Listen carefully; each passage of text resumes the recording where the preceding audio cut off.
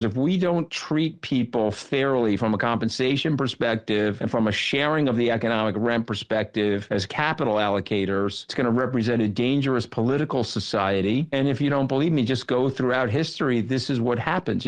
Henry Ford was generally a racist. He was generally a bad dude, but he had a couple of pieces of advice as it related to the social contract. Henry Ford once said, I got to pay these workers enough money to afford the products that they're producing. Moreover, I've got to make sure they've got enough money to live in a single-family house here in Michigan, have their children go to a good public school system, get some reasonable health care. If I do that, they're not going to descend on my Dearborn, Michigan house with tiki torches and pitchforks while I'm carving my filet mignon and eating my caviar. We've lost the plot. I can just tell you that from my conversations with people. We've got a group of oligarchs here in the United States. They want to be trillionaires. They're missing the plot about taking care of people in the society. Now, you want to take care of them through the contract of socialism. I can tell you what the flaws are there. I can certainly tell you the flaws in capitalism. But if it were up to you and me, I would want to make sure that this distribution of economic rent, not GDP, as much as the productivity of the worker balance between capital and workers, was a lot fairer than it is currently.